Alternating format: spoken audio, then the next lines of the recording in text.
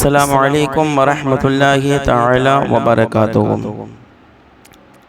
نحمده ونصلي ونسلم على رسوله الكريم اما بعد۔ اعوذ باللہ من الشیطان الرجیم، بسم اللہ الرحمن الرحیم۔ ان اللہ وملائکتہ یصلون علی النبی یا ایھا الذین آمنوا صلوا علیہ وسلموا تسلیما۔ اللہ رب محمد صلی علیہ وسلم، نحن عباد محمد صلی علیہ وسلم، صلاۃ و سلام علیک یا رسول اللہ صلی اللہ تعالی علیہ وسلم۔ بہار شریعت کا درس جاری و ساری ہے۔ غسل کا بیان شروع ہو چکا ہے اور غسل کے متعلق قرآن عظیم میں جو مذکور ہے آپ نے اسے سماعت کیا، اور اس کے بعد آپ نے 5 احادیث سماعت کی تھی کہ غسل کی اہمیت اور فرضیت کیا ہے۔ آ جائیے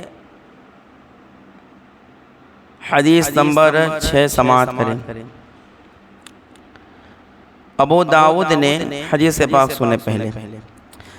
ابو داؤد نے حضرت علی رضی اللہ تعالی عنہ سے روایت کی، رسول اللہ صلی اللہ علیہ وسلم فرماتے ہیں، جو شخص غسل جنابت میں ایک بال کی جگہ بے دھوئے چھوڑ دے گا، اس کے ساتھ آگ سے ایسا کیا جائے گا، یعنی عذاب دیا جائے گا۔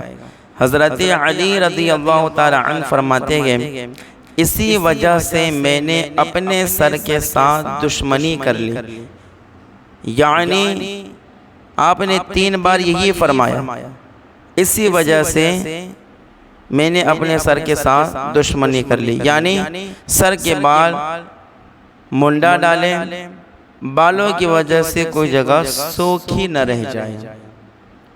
یہ حدیث پاک، اس کا مفہوم کیا ہے کہ آقا کریم صلی اللہ علیہ وسلم فرماتے ہیں، جب انسان غسل کرنے کے لیے بیٹھے تو اسے چاہیے کہ احتیاط کے ساتھ اور جن جگہوں کا خاص خیال رکھنا ہے، اسی طریقے سے مطلب انسان غسل کرتے وقت اس کا پورا خیال رکھے کہ بدن میں کوئی بھی جگہ خشک نہ رہ جائے، کوئی بھی جگہ سوکھی نہ رہ جائے۔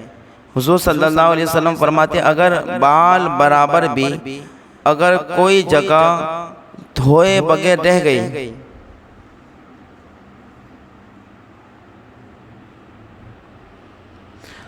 تو اس کے ساتھ آگ سے ایسا کیا جائے گا، یعنی اسے عذاب دیا جائے گا۔ مولا علی فرماتے ہیں، جب میں نے حضور صلی اللہ علیہ وسلم سے یہ سنا تو اپنے سر کے ساتھ میں نے دشمنی کر لی، یعنی میں نے سر کے بال منڈوا دیے، اپنے سر کے سارے بال کٹوا دیے کہ کہیں ایسا نہ ہو کہ غسل جنابت کے لیے بیٹھے اور کوئی مطلب بالوں کی جڑ تک شاید پانی نہ پہنچنے پائے، یا کوئی بال سوکھا رہ جائے تو کہیں عذاب میں گرفتار نہ ہو جائے۔ تو مولا علی فرماتے، جیسے ہی ہم نے حضور سے یہ سنا اور جیسے یہ بات ہم تک پہنچی تک میں نے دشمنی کر لی اپنے سر کے ساتھ، یعنی سر کے بالوں کو میں نے منڈوا ڈالا۔ تو اللہ اکبر، مولا علی کا یہ عمل بتاتا ہے کہ غسل کے اندر بندے کو کتنا خیال رکھنا ضروری ہے کہ بدن میں کوئی جگہ سوکھی نہ رہ جائے، بال برابر بھی جگہ سوکھی رہ جائے گی تو اس کے ساتھ حضور فرماتے آگ سے ایسا کیا جائے گا۔ تو سوچے غسل کرتے وقت کتنا خیال اور کتنی احتیاط کے ساتھ بندے کو غسل کرنا چاہیے۔ اب آگے سنیں حدیث نمبر 7۔ اصحاب سنن اربعہ نے ام المؤمنین صدیقہ رضی اللہ تعالی عنہ سے روایت کی، فرماتی ہے کہ نبی کریم صلی اللہ علیہ وسلم غسل کے بعد وضو نہیں فرماتے۔ یہ حدیث پاک، یعنی حدیث میں یوں آیا کہ نبی کریم صلی اللہ علیہ وسلم جب غسل فرماتے ہیں تو غسل فرمانے کے بعد پھر وضو نہیں فرماتے، یعنی غسل کرنے کے بعد وضو کی حاجت نہیں ہے، بندہ ڈائریکٹ جو ہے نماز ادا کر سکتا ہے، قرآن کو چھو کر اس کی تلاوت کر سکتا ہے۔ جب بندے نے غسل کر لیا تو غسل کے اندر اس کا وضو ہو گیا، ٹھیک ہے، تو غسل کرنے کے بعد وضو کی حاجت نہیں ہے۔ البتہ اگر کوئی غسل کرنے کے بعد بھی اگر وضو کر لیتا ہے تو کوئی بات نہیں، گناہ نہیں ہوگا، لیکن اسے لازم خیال کرنا کہ نہیں غسل کرنے کے بعد ابھی ہمارا وضو نہیں ہوا، ابھی ہم بے وضو ہیں، نماز نہیں پڑھ سکتے، اور پھر اس طریقے سے اگر وہ خیال رکھ کر کہ بھئی میرا وضو باقی ہے، وضو ہے ہی نہیں ہے، اور وہ غسل کرے پھر نماز پڑھے تو یہ درست نہیں ہے۔ ہاں اگر ایسے ہی اگر وہ غسل کر لیتا ہے تو کوئی بات نہیں، لیکن اسے لازم نہیں ہے کہ غسل کے بعد اسے وضو کرنا ہی پڑے گا، بلکہ حدیث شریف کے اندر تو یہ ہے کہ غسل کے بعد آقا کریم صلی اللہ علیہ وسلم جو ہے وضو نہیں فرماتے، بلکہ غسل کے بعد بندہ ڈائریکٹ بھی نماز ادا کر سکتا ہے۔ حدیث نمبر 8، ابو داود نے حضرت یعلا رضی اللہ تعالیٰ عنہ سے روایت کی کہ رسول اللہ صلی اللہ علیہ وسلم نے ایک شخص کو میدان میں نہاتے ملاحظہ فرمایا، پھر منبر پر تشریف لے جا کر حمد الہی و ثنا کے بعد فرمایا، اللہ تعالیٰ حیا فرمانے والا اور پردہ پوش ہے، حیا اور پردہ کرنے کو دوست رکھتا ہے، جب تم میں سے کوئی نہائے تو اسے پردہ کرنا لازم ہے۔ دیکھیے یہ حدیث پاک سنیں، دل کے کانوں سے سنیں اور اسے یاد کریں اور اس پر عمل کریں۔ حدیث شریف میں یوں ہے کہ آقا کریم صلی اللہ علیہ وسلم نے ایک شخص کو میدان میں نہاتے ہوئے اپنے ملاحظہ فرمایا، دیکھا کہ ایک شخص میدان میں نہا رہا، تو حضور صلی اللہ علیہ وسلم اس کے بعد جو ہے منبر پر تشریف لائے، اور منبر پر تشریف لانے کے بعد آپ نے سب سے پہلے اللہ تبارک و تعالیٰ کی حمد و ثنا بیان فرمائی۔ اس کے بعد آپ نے خطبہ ارشاد فرمایا کہ اے لوگو سنو، اللہ تعالیٰ حیا فرمانے والا ہے اور اللہ تعالیٰ پردہ پوش ہیں، یعنی اللہ تبارک و تعالیٰ حیا یعنی شرم و حیا والے انسان اور پردہ کرنے والے انسان کو دوست رکھتا ہے۔ تو بندے کو چاہیے کہ جب غسل کرے تو ایسی جگہ غسل کرے جہاں لوگوں کی نظریں اس پر نہ پڑے، کھلے میدان میں نہانا، اور اسی طریقے سے جو ہے بدن پر کوئی لباس نہ ہو اور برہنہ نہانا، معاذ اللہ رب العالمین۔ جیسا کہ آج کل تو فیشن ہو گیا، سوئمنگ پول بنے ہوئے ہیں، لوگ اس میں ننگے نہاتے ہیں، کچھ جو ہے ایک تھوڑا سا لباس پہن کر پھر نہاتے ہیں، بدن کا سارا حصہ اوپن رہتا ہے۔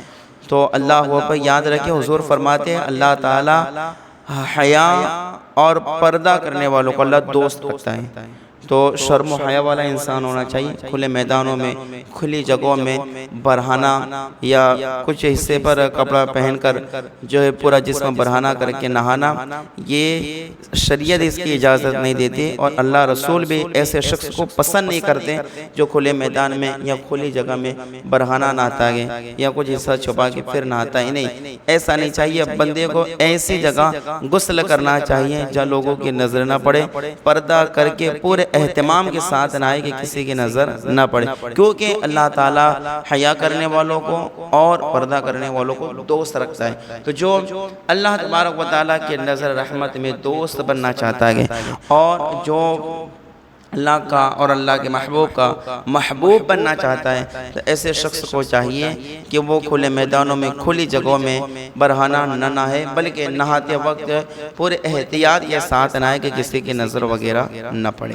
ٹھیک ہے، سمجھ آئی کہ نہیں؟ تو آج کل جو یہ برہنہ نہانا، کھلے میدانوں میں، کھلی جگہوں میں نہانا، یہ فیشن ہو چکا ہے، یہ سراسر شریعت اسلام کے خلاف ہے، اور ایسا شخص اللہ رسول کی نظر میں محبوب کبھی ہو سکتا نہیں ہے، بلکہ وہ اللہ کے عذاب میں گرفتار ہوگا جو اس طرح سے بے حیائی والے کام کرتا ہے۔ تو ہمیں شرم و حیا کرنی ہے اور پردے کے اندر رہ کر ہمیں غسل وغیرہ کرنا ہے۔ جیسا کہ آج کل انتظام ہوتا ہے کہ ہمارے گھروں کے اندر ہی مطلب ایک سائیڈ جو ہے اب تو واش روم بھی بنے ہوئے رہتے ہیں اور جو ہے غسل خانہ بھی بنا رہتا ہے، تو وہ پوری احتیاط والی جگہ ہوتی ہے جہاں کسی کی نظر نہیں پڑ سکتی اور چاروں طرف سے بند رہتے ہیں۔ تو ایسی جگہ میں اچھے طریقے سے غسل کرے، کھلے میدانوں میں کھلی جگہ نہ کرے، یہ بے حیائی والا کام ہے، بے شرمی والا کام ہے، اس سے انسان کو کیا ہے؟ بچنا چاہیے۔ حدیث نمبر 9، متعدد کتابوں میں بکثرت صحابہ کرام رضوان اللہ تعالی علیہ مجمعین سے مروی کہ حضور اقدس صلی اللہ علیہ وسلم فرماتے گئے جو اللہ اور پچھلے دن یعنی قیامت پر ایمان لایا حمام میں بغیر تہبند کے نہ جائے، اور جو اللہ اور پچھلے دن پر ایمان لایا اپنی بیوی کو حمام میں نہ بھیجے۔ یہ حدیث پاک، اس کا کیا مطلب ہے؟ دیکھیے سب سے پہلے یہ سمجھے کہ حمام کیا ہے۔ کچھ لوگ حمام غسل خانے کو کہتے گئے، حالانکہ یہ درست نہیں ہے۔ پرانے زمانے میں کیا ہوتا تھا کہ کچھ عمارتیں بنی رہتی تھیں حمام کے نام سے، اب وہاں پر مرد جو ہے نہانے کے لیے جاتا تھا، باقاعدہ وہاں پر ملازم بھی رکھے ہوئے رہتے تھے، ہے نا؟ تو ایک عمارت اس طرح سے بنی رہتی تھی جہاں مرد اور عورتیں نہانے کے لیے جاتے تھے۔ تو حضور صلی اللہ علیہ وسلم نے ارشاد فرمایا کہ حمام میں جب مرد جائے تو بغیر تہبند کے نہ جائے، تہبند پہن کر پھر غسل کرنے کے لیے جائے، کیونکہ وہاں پر مرد بھی آتی ہیں، عورتیں بھی آتی ہیں، اور لوگوں کا آپس میں اختلاط رہتا ہے۔ اس لیے حضور نے فرمایا مرد جائے تو تہبند کے ساتھ جائے۔ پھر حضور صلی اللہ علیہ وسلم نے خاص طور پر یہ ارشاد فرمایا کہ جو اللہ اور اس کے رسول اور قیامت کے دن پر جو ایمان رکھتا ہے وہ اپنی عورتوں کو حمام میں نہ بھیجے۔ یعنی وہ جو جگہ بنی رہتی تھی جہاں مرد جاتے تھے تو عورتیں بھی جاتی تھیں، تو حضور نے وہاں ارشاد فرمایا عورتیں نہ جائے، اس سے کہ عورتیں اگر جائے گی تو ظاہر سے بات ہے مطلب مرد و زن کا اختلاط ہوگا اور گناہ کا اندیشہ ہے۔ اس لیے حضور صلی اللہ علیہ وسلم نے حمام میں عورتوں کو جانے سے منع فرمایا، اور مردوں کے متعلق فرمایا کہ وہ جائے تو بغیر تہبند کے نہ جائے۔ ٹھیک ہے، تو یہ حدیث پاک میں ارشاد فرمایا کہ جو اللہ اور پچھلے دن یعنی قیامت پر ایمان لایا وہ حمام میں بغیر تہبند کے نہ جائے، اور جو اللہ پچھلے دن پر ایمان لایا وہ اپنی بیوی کو حمام میں نہ بھیجے، کیونکہ وہاں مرد و زن کی اختلاط کی وجہ سے گناہ کا کیا ہے؟ اندیشہ ہے۔ حدیث نمبر 10، ام المؤمنین حضرت عائشہ صدیقہ رضی اللہ تعالی عنہا نے حمام میں جانے کا سوال کیا، تو حضور صلی اللہ علیہ وسلم نے فرمایا عورتوں کے لیے حمام میں خیر نہیں ہے۔ عرض کی تہبند باندھ کر جا سکتی ہے؟ حضور نے فرمایا اگرچہ تہبند اور کرتے اور اوڑھنی کے ساتھ جائے پھر بھی خیر لگے گی۔ یہ حدیث پاک، یعنی حضور صلی اللہ علیہ وسلم سے حضرت عائشہ نے سوال کیا کہ حمام میں عورت جا سکتی ہے، تو حضور نے فرمایا کہ حمام میں عورتوں کا جانا یہ عورت کے لیے اس میں خیر نہیں ہے، بھلائی نہیں ہے، کیونکہ وہاں مرد و زن کا اختلاط ہوگا کہ مرد بھی جاتے ہیں، عورتیں بھی اگر جائے گی تو مرد و زن کا اختلاط یعنی دونوں آپس میں ملیں گے، ایک دوسرے کے مطلب قریب ہوں گے، تو اب ظاہر سے بات ہے پھر گناہ کا کیا ہے؟ اندیشہ ہے۔ تو اس وجہ سے حضور نے فرمایا عورتیں حمام میں نہ جائیں۔ تو حضرت عائشہ نے عرض کیا رسول اللہ تہبند باندھ کر جا سکتی ہے؟ تو حضور نے فرمایا کہ اگرچہ تہبند کرتا اور اوڑھنی کے ساتھ جائیں پھر بھی عورتوں کو حمام میں جانا عورتوں کی اس میں بھلائی نہیں ہے، عورتوں کے لیے خیر نہیں ہے، تو عورتوں کو حمام میں نہیں جانا چاہیے۔ اب حمام کو اگر غسل خانے کا اگر نام دیں تو اب ظاہر سی بات ہے آج ہمارے گھروں میں ایک سائیڈ میں غسل خانے بنے رہتے ہیں، تو کیا عورت اس میں بھی نہیں جا سکتی؟ تو حمام غسل خانے کو نہیں کہتے، وہ ایک عام سی عمارت بنی رہتی تھی جس میں مطلب مرد وغیرہ نہانے کے لیے جاتے تھے، عورتیں بھی جاتی تھی، تو حضور نے عورتوں کو منع فرمایا کہ وہاں مرد وغیرہ جاتے ہیں تو تم نہ جاؤ، کیونکہ اختلاط کی وجہ سے گناہ کا کیا ہے؟ اندیشہ ہے۔ سمجھ آئے گی نہیں کوئی بات؟ تو عورتوں کو حمام میں نہ جانے کی جو حدیث پاک میں بات ارشاد ہوئی ہے تو وہ حمام سے مراد کیا ہے وہ میں نے آپ کے سامنے عرض کیا، اسے غسل خانے کا نام نہیں دینا چاہیے۔ حدیث نمبر 11،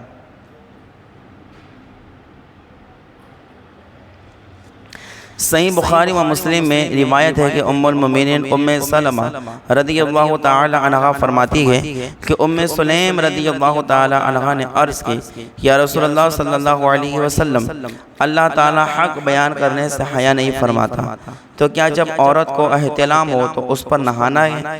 حضور نے فرمایا ہاں، جبکہ پانی دیکھے یعنی منی دیکھے۔ ام سلمہ رضی اللہ تعالی عنہا نے منہ ڈھانک لیا اور عرض کی یا رسول اللہ صلی اللہ علیہ وسلم کیا عورت کو بھی احتلام ہوتا ہے؟ فرمایا ہاں، ایسا نہ ہو تو کس وجہ سے بچہ ماں کے مشابہ ہوتا ہے۔ یہ حدیث سے پاک، اس میں حضرت ام سلیم رضی اللہ تعالی عنہا نے عرض کی حضور صلی اللہ علیہ وسلم کی بارگاہ میں۔ حدیث سے پاک کا مفہوم سنیں۔ ام سلیم نے حضور صلی اللہ علیہ وسلم کی بارگاہ میں عرض کی کہ یا رسول اللہ صلی اللہ علیہ وسلم، اللہ تعالیٰ حق بیان فرماتا اور حق بیان کرنے میں اللہ تعالیٰ حیا نہیں فرماتا، تو کیا عورت کو احتلام ہو تو اس کو بھی نہانا چاہیے؟ تو حضور صلی اللہ علیہ وسلم نے فرمایا ہاں، جب عورت منی دیکھے اور عورت کو احتلام ہو تو عورت کو بھی نہانا کیا ہے ضروری ہے، اس پر بھی غسل کیا ہے واجب ہو جاتا ہے، اسے بھی غسل کرنا چاہیے۔ تو اب اس حدیث پاک سے یہ بات ظاہر ہے کہ عورت کو بھی احتلام ہوتا ہے، تو عورت کو جب احتلام ہو تو اسے بھی نہانا کیا ہے ضروری ہے۔ تو جب یہ بات حضور نے ارشاد فرمائی تو حضور صلی اللہ علیہ وسلم کی بیوی ام المومنین حضرت ام سلمہ رضی اللہ تعالی عنہا نے منہ ڈھانک لیا اور کہا یا رسول اللہ، کیا عورت کو بھی احتلام ہوتا ہے؟ تو میرے آقا نے فرمایا ہاں، عورت کو بھی احتلام ہوتا ہے۔ اگر عورت کو احتلام نہیں ہوتا تو بتاؤ، حضور نے فرمایا کہ بچہ پھر ماں کے مشابہ کیسے ہوتا ہے؟ یعنی بچے کا ماں کے مشابہ ہونا اس بات کی دلیل ہے کہ مطلب عورت کو بھی کیا ہوتا ہے احتلام ہوتا ہے۔ تو عورت کو بھی احتلام ہوتا ہے، تو عورت جب منی دیکھے اس کو احتلام ہو تو اسے بھی کیا ہے غسل کر لینا چاہیے، اس پر بھی نہانا کیا ہے واجب ہے۔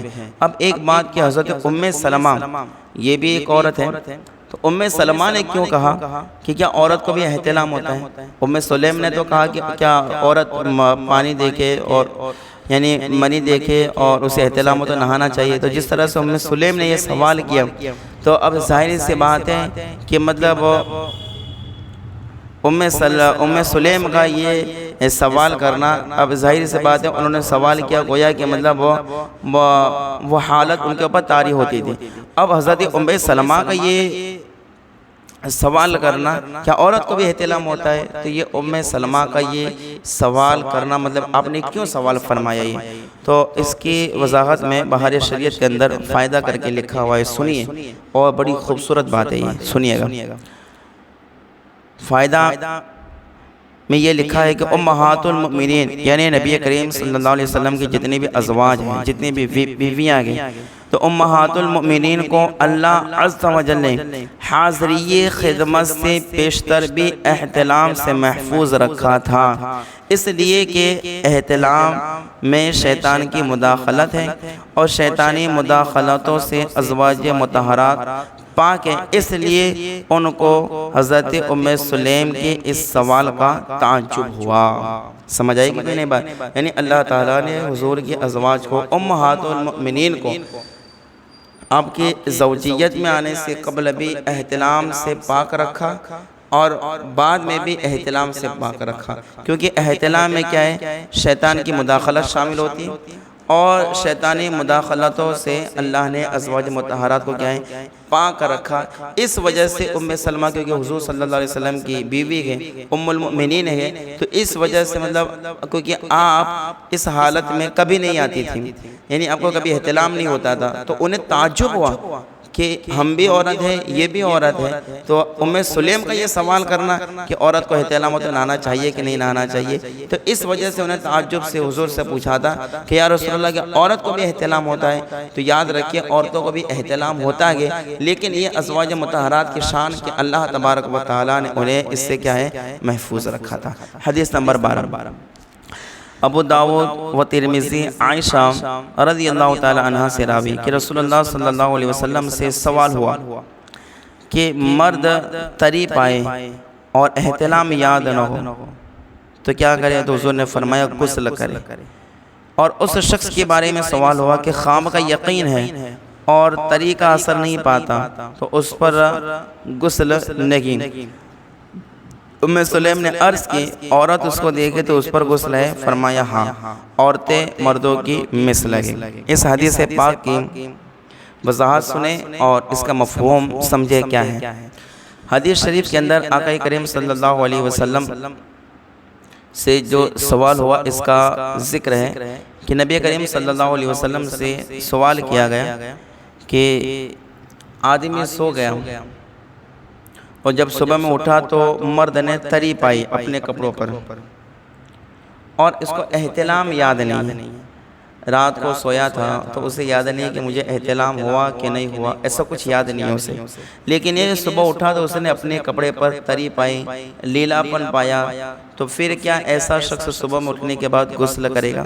تو نبی کریم صلی اللہ علیہ وسلم نے فرمایا کہ ہاں اسے غسل کرنا چاہیے۔ جس نے اپنے کپڑے پر تری پائی تو اگرچہ اسے خواب میں احتلام کا ہونا یاد نہ بھی ہو، لیکن کپڑے پر تری پائی تو اسے کیا کرنا ہے؟ غسل کرنا ہے۔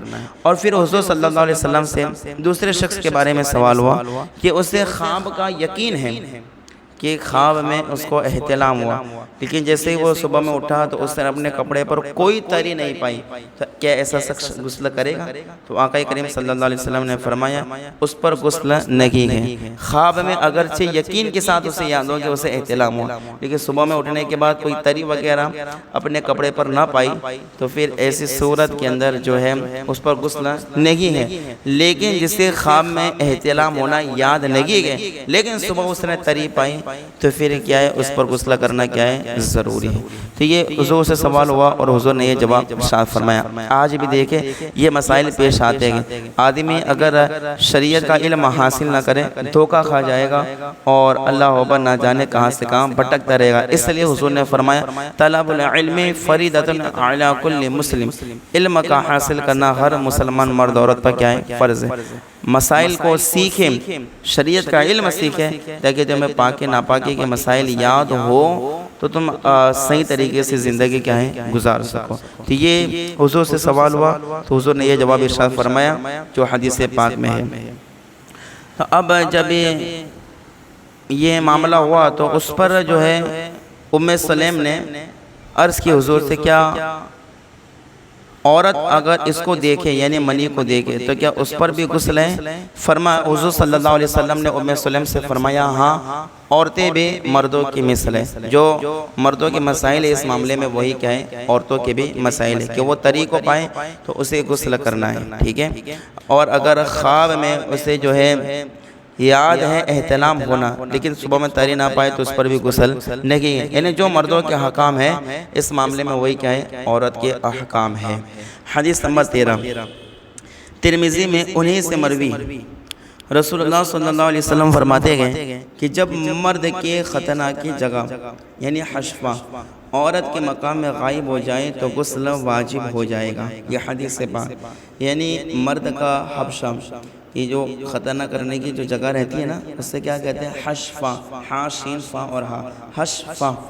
تو اگر حشفہ بھی عورت کے مقام میں غائب ہو جائے آگے یا پیچھے، حالانکہ پیچھے سخت گناہ ہے لیکن اگر کوئی اس گناہ میں بھی مبتلا ہو جائے تو مرد عورت کے آگے یا پیچھے کے مقام میں اگر مرد کا حشفہ بھی اگر غائب ہو جائے تو غسل کیا ہو جائے گا؟ واجب ہو جائے گا۔ اس سے غسل کرنا کیا ہے؟ واجب ہے، ضروری ہے۔ حدیث نمبر 14 صحیح بخاری و مسلم میں عبداللہ ابن عمر رضی اللہ تعالیٰ عنہ سے مروی کہ حضرت عمر رضی اللہ تعالیٰ عنہ نے رسول پاک صلی اللہ علیہ وسلم سے عرض کی کہ ان کو رات میں نہانے کی ضرورت ہو جاتی ہے تو فرمایا وضو کر لو اور عضو تناسل کو دھو لو پھر سو رہو۔ یعنی اس حدیث پاک میں حضرت عمر رضی اللہ تعالی عنہ نے حضور صلی اللہ تعالی علیہ وسلم سے عرض کیا، پوچھا تھا کہ یا رسول اللہ صلی اللہ علیہ وسلم رات کو اگر احتلام ہو جائے، رات کو نہانے کی ضرورت ہو جاتی ہے تو فرمایا ایسے صورت میں کیا کریں؟ تو آقا کریم صلی اللہ علیہ وسلم نے فرمایا کہ جب رات کو نہانے کی ضرورت ہو جائے تو ایسی صورت میں تم وضو کر لو، عضو تناسل کو دھو لو، پھر سو رہو، پھر صبح میں جب اٹھو تو اس وقت تم غسل کر سکتے ہو۔ یعنی اس حدیث پاک میں یہ فرمایا گیا کہ جس بندے کو رات کو نہانے کی ضرورت ہو گئی تو اگر وہ یہ چاہتا ہے کہ مجھے ابھی نہیں نہانا، میں صبح میں نماز کا وقت ہونے سے پہلے نہا لوں گا اور پھر جو ہے نماز پڑھنے کے لیے جاؤں گا، تو ایسی صورت میں کیا کریں؟ کیا رات کو احتلام نہانے کی حاجت ہو فوراً اس کو نہا لینا چاہیے؟ تو اس پر آقا کریم صلی اللہ علیہ وسلم نے فرمایا نہیں، ایسا نہیں ہے۔ اگر وہ یہ چاہتا ہے کہ میں بعد میں غسل کروں، یعنی فجر کی نماز تو پڑھنی ہی پڑھنی لیکن میں اس سے پہلے غسل کر لوں گا لیکن ابھی نہیں کرنا، تو ایسی صورت میں اس کے لیے یہ حکم دیا گیا ہے کہ وہ رات کو کو وضو کر لیں اور عضو تناسل کو دھو لیں، پھر سو رہے اور پھر بعد میں بھی اٹھ کے غسل کیا ہے کر سکتا ہے۔ سمجھ آئے گیا کوئی مسئلہ؟ ہاں، تو رات کو نہانے کی ضرورت ہو جائے تو ایسا نہیں کہ مطلب اس کے اوپر اسی وقت نہانا فرض ہے، نہیں، نہانا تو فرض ہے ہی ہے اس پر، لیکن اگر وہ اس وقت نہیں نہانا چاہتا، بعد میں چاہتا ہے، تو ایسی صورت میں کیا کر لیں، وضو کر لیں، اور وضو کرنے کے بعد جو ہے وہ وضو کر لیں، اور وضو کرنے کے بعد عضو تناسل کو پہلے صاف کر لیں، اور وضو کرنے کے بعد پھر وہ سو جائے اور پھر بعد میں کیا ہے نہا سکتا ہے۔ حدیث نمبر 15 صحیحین یعنی بخاری و مسلم، صحیحین میں عائشہ رضی اللہ تعالی عنہا سے مروی فرماتی ہے کہ نبی کریم صلی اللہ علیہ وسلم جب جنب ہوتے اور کھانے یا سونے کا ارادہ فرماتے تو نماز کا سا وضو فرماتے، ٹھیک ہے۔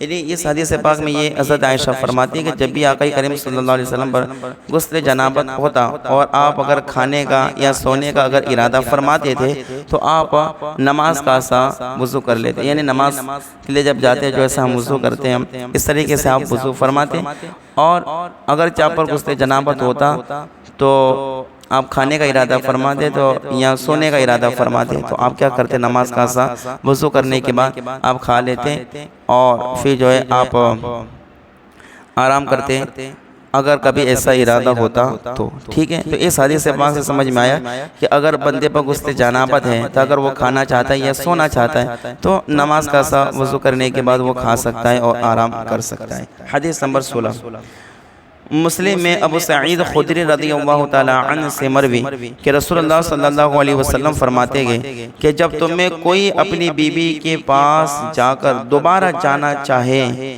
تو وضو کر لے، یعنی اس حدیث پاک میں یہ فرمایا گیا کہ کسی مرد نے رات کو اپنی عورت سے ہم بستری کی، ہم بستری کرنے کے بعد اس کا خیال ہے کہ میں کچھ وقت کے بعد دوبارہ پھر مجھے ہم بستری کرنی ہے، تو ایسی صورت میں ایک مرتبہ ہم بستری کرنے کے بعد اگر دوبارہ کرنے کا ارادہ ہے تو پھر کیا ہے وہ وضو کر لیں، اور پھر جب تک نہیں کرنا چاہتا وہاں تک مطلب وہ آرام کرنا چاہتا ہے، جو بھی کرنا چاہتا ہے کریں، اور اس کے بعد پھر ہم بستری کر سکتا ہے۔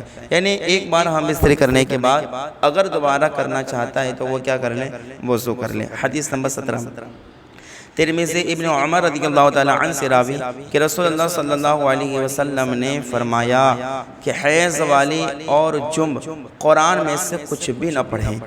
اللہ اکبر، اندازہ کریں نبی کریم صلی اللہ علیہ وسلم نے فرمایا، اس حدیث پاک کا مفہوم یہ ہے کہ جو عورت حیض کی حالت میں اور وہ مرد جو جنابت کی حالت میں ہو تو اس سے قرآن میں سے کچھ بھی نہیں پڑھنا چاہیے، نہ زبانیں پڑھ سکتا ہے، نہ قرآن شریف کو چھو سکتا ہے، کچھ نہیں کر سکتا، اس لیے کہ اللہ تعالیٰ نے قرآن شریف میں ارشاد فرمایا لا یمسہ الا المطہرون، اس سے پاک لوگ ہی چھو سکتے ہیں۔ تو ظاہر سی بات ہے کہ اگر عورت حیض کی حالت میں تو اس کے وہ ناپاکی کے ایام چل لگے گئے، مرد اگر جنابت کی حالت میں ہے تو گویا کہ اس کے اوپر غسل واجب ہے، تو ایسی صورت میں جس کے اوپر غسل جنابت ہے یا حیض والی عورت کو قرآن شریف چھونا اور اس میں سے کچھ بھی پڑھنے کی اجازت نہیں ہے۔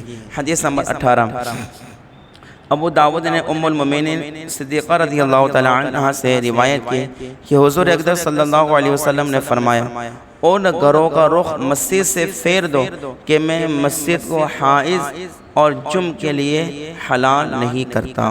یعنی آقا کریم صلی اللہ علیہ وسلم نے اس حدیث پاک میں ارشاد فرمایا کہ جس کے اوپر غسل جنابت ہے اور جو حیض والی عورت ہے ان کو مسجد میں آنے کی اجازت نہیں ہے۔ پہلے کیونکہ عورتیں بھی مسجد میں جاتی تھی تو اس وقت کے لیے یہ حکم تھا کہ جو حیض کی حالت میں اسے مسجد میں آنے کی اجازت نہیں ہے۔ اب کیونکہ مسجد میں عورتوں کا آنا منع ہے تو اب ظاہر سی بات ہے یہ مسئلہ پیدا نہیں ہو سکتا، اب وہ حیض کی حالت میں ہو یا نہ ہو مسجد میں عورتوں کا آنا جائز نہیں ہے، حلال نہیں ہے۔ ہاں مردوں کے لیے اب بھی وہی حکم ہے کہ جنابت کی حالت میں مرد مسجد میں اس کو جانے کی اجازت نہیں ہے۔ حدیث نمبر 19 ابو داود نے حضرت علی رضی اللہ تعالی عنہ سے روایت کی کہ رسول اللہ صلی اللہ علیہ وسلم فرماتے ہیں ملائکہ اس گھر میں نہیں جاتے جس گھر میں تصویر کتا اور جنب ہو۔ اللہ اکبر، کتنی سخت وعید ہے۔ آقا کریم صلی اللہ علیہ وسلم نے فرمایا اس حدیث پاک کا مفہوم یہ ہے کہ جس گھر کے اندر کتا ہوتا ہے تصویر ہوتی ہے یا یعنی جنابت والا آدمی ہوتا ہے تو اس گھر میں رحمت کے فرشتے نہیں آتے۔ تو سوچو جس بندے پر غسل جنابت ہو تو اسے چاہیے کہ دیر تک اپنے گھر میں وہ اس حالت میں نہ رہے، ورنہ وہ رحمت کے فرشتوں کی رحمت کی جو فرشتے ہیں ان کے آنے میں وہ رکاوٹ بنے گا۔ تو ظاہر سے بات ہے کہ بندے کو چاہیے کہ وہ گھر میں صاف ستھرا رہے تاکہ رحمت کے فرشتے گھر کے اندر داخل ہوں۔ ذرا سوچیں اگر جنابت والا آدمی اگر گھر کے اندر ہو تو اس میں رحمت کے فرشتے نہیں آتے۔ تو جو لوگ اپنے گھروں کو صاف ستھرا نہیں رکھتے، گھروں میں گندگی اور ناپاکی کرتے ہیں، تو بتاؤ رحمت کے فرشتے آئیں گے؟ تو اللہ ہو بھائی اسی وجہ سے حدیث پاک میں فرمایا گیا کہ طہارت نصف ایمان ہے، یعنی بندے کو چاہیے کہ خود بھی صاف ستھرا رہے اور اپنے گھروں کو بھی صاف ستھرا رہے تاکہ رحمت کے فرشتے گھر میں آئے۔ دوسری بات حضور نے فرمائی کہ جس گھر میں تصویر ہو، یاد رکھنا تصویر کھینچنا اور کھینچوانا دونوں حرام ہے، اور قیامت کے دن سب سے زیادہ عذاب بھی تصویر کھینچنے اور کھینچوانے والوں پر ہوگا۔ اس وجہ سے اس حرام کام سے بچے، تصویر کشی نہ کریں۔ تو جو اپنے گھروں میں اپنے پیر کی تصویر، اپنے ماں باپ کی، کسی بزرگ کی تصویر لگا دیتے ہیں تو وہ گھر میں فرشتوں کی آمد کو روک رہے ہیں۔ تو گھر میں تصویر وغیرہ نہیں لگانی چاہیے۔ بزرگوں سے، پیر سے اگر محبت ہے تو دل سے محبت کریں، تصویروں سے محبت کا اظہار نہیں ہوتا ہے۔ تصویریں صرف ریاکاری ہے، اصل محبت وہ ہے جو تمہارے دل کے اندر ہے۔ تو اپنے گھروں میں تصویریں نہ رکھیں ورنہ فرشتوں کی آمد کو آپ کیا ہے روک رہے گے۔ اور دوسرا کتا، لوگ شوق یا کتا پالتے ہیں، لوگ تو اپنے بچوں کو تو پال نہیں سکتے، گھروں میں کتے پالتے ہیں۔ تو جس نے اپنے گھر میں کتا پالا بغیر کسی وجہ کے اور تصویر کو رکھا یا جنب آدمی ہو تو اس گھر میں رحمت کے فرشتے نہیں آتے ہیں۔ سمجھ آئے کہ نہیں کوئی بات؟ آگے حدیث نمبر 20 دیکھیں، کافی وقت ہو چکا ہے، آدھا گھنٹہ۔ اب 3 حدیث پاک، اس کے بعد غالباً مسائل شروع ہو رہے ہیں، تو یہ 3 حدیث پاک سن لیں تاکہ کل سے ہمارے جو ہے مسائل شروع ہو جائیں۔ حدیث نمبر 20، ابو داؤد عمار بن یاسر رضی اللہ تعالی عنہ سے راوی کہ رسول اللہ صلی اللہ علیہ وسلم نے فرمایا فرشتے 3 شخصوں سے قریب نہیں ہوتے، پہلا کافر کا مردہ، اور خلوق میں لتھڑا ہوا، اور تیسرا جم مگر یہ کہ وضو کر لے۔ اس حدیث پاک میں حضور صلی اللہ علیہ وسلم نے فرمایا کہ اللہ کی رحمت کے جو فرشتے ہیں وہ 3 شخصوں کے قریب نہیں ہوتے۔ پہلا کافر کا مردہ، یعنی وہ شخص جس نے اسلام ہی قبول نہیں کیا، کفر پر ہی رہا، کفر پر ہی مرا، تو اس کافر کے مردے کے قریب کبھی فرشتے نہیں جاتے۔ دوسرا خلوق میں لتھڑا ہوا، خلوق کیا ہے؟ ایک قسم کی خوشبو جو زعفران سے بنائی جاتی ہے، زعفران سے ایک قسم کی خوشبو بنائی جاتی ہے، اسے خلوق کہتے ہیں کہ اس کو لگانا مردوں پر کیا ہے؟ حرام ہے۔ تو وہ آدمی جو خلوق کے اندر لتھڑا ہوا ہو، یعنی زعفران سے جو ایک قسم کی خوشبو بنتی ہے جسے خلوق کہتے ہیں، اس میں جو اگر آدمی لتھڑا ہوا ہو تو ایسے شخص کے قریب بھی اللہ کی رحمت کے فرشتے نہیں آتے۔ اور تیسرا وہ آدمی جس کے اوپر غسل جنابت ہو، ناپاک ہے، غسل جنابت ہے، اس کے اوپر غسل کرنا واجب ہے، تو ایسے شخص کے قریب بھی رحمت کے فرشتے نہیں آتے۔ ہاں مگر وہ جبکہ وہ وضو کر لے، یعنی اگر اس کے اوپر غسل جنابت تو ہے ہی ہے، لیکن اگر اس نے وضو کر لیا ہے تو کوئی مسئلہ نہیں ہے، تو پھر یقیناً اللہ کی رحمت بھی اسے حاصل ہوگی، وہ بعد میں وضو کر لے۔ لیکن ابھی وقتی طور پر غسل جنابت تو ہے لیکن اس نے وضو کر رکھا ہے تو کوئی مسئلہ نہیں ہے، لیکن غسل جنابت ہے اور وضو بھی نہیں کیا اس نے تو ایسے شخص کے قریب رحمت کے فرشتے نہیں آتے ہیں۔ آخری حدیث امام بخاری اور امام مسلم نے ابن عمر رضی اللہ تعالی عنہما سے روایت کی کہ رسول اللہ صلی اللہ علیہ وسلم نے فرمایا کہ جو جمعہ کو آئے تو اس سے چاہیے کہ نہا لے۔ لیکن یاد رکھیں اس حدیث سے پاک میں یہ فرمایا گیا کہ جمعہ کے دن جو بھی آئے نماز کے لیے اسے چاہیے کہ وہ نہا لے۔ تو جمعہ کی نماز کے لیے نہانا سنت ہے، اچھا کام ہے کہ جب جمعہ کی نماز ادا کرنے کے لیے آئے، کیونکہ حدیث شریف کے اندر جمعہ کے متعلق فرمایا گیا کہ جمعہ عید ہے مسلمانوں کے لیے، مومن کے لیے۔ اب ظاہر سے بات ہے کہ نمازیوں کا ہجوم رہتا ہے، لوگ نئے لباس پہن کر اچھی خوشبو لگا کر آتے ہیں، تو اب ظاہر سی بات ہے کہ جب اتنا نمازیوں کا ہجوم رہتا ہے، خوشی کا ایک ماحول ہوتا ہے، پورا ایک جم غفیر ہوتا ہے، تو ایسے صورت میں بندہ بغیر نہائے اگر چلا جائے تو یہ مناسب نہیں ہے۔ تو اس لیے جب نماز کے لیے آئے جمعہ کی تو غسل کر کے آئے، کیونکہ یہ سنت ہے، آقا کریم صلی اللہ علیہ وسلم کا طریقہ ہے، لیکن یہ فرض یا واجب نہیں ہے۔ اگر آدمی پر غسل جنابت نہیں ہے تو اس کے لیے یہ فرض نہیں ہے کہ اسے نماز جمعہ کے لیے آنا ہے تو غسل کر کے ہی آنا ہے۔ ہاں اگر کر کے آئے گا تو ظاہر سی بات ہے سونے پہ سہاگا اور ثواب پر ثواب ملتا رہے گا، لیکن کسی پر غسل جنابت نہیں ہے اور ایسے اگر وہ وضو کر کے نماز جمعہ کے لیے آیا تو اس کی نماز جمعہ ادا ہو جائے گی۔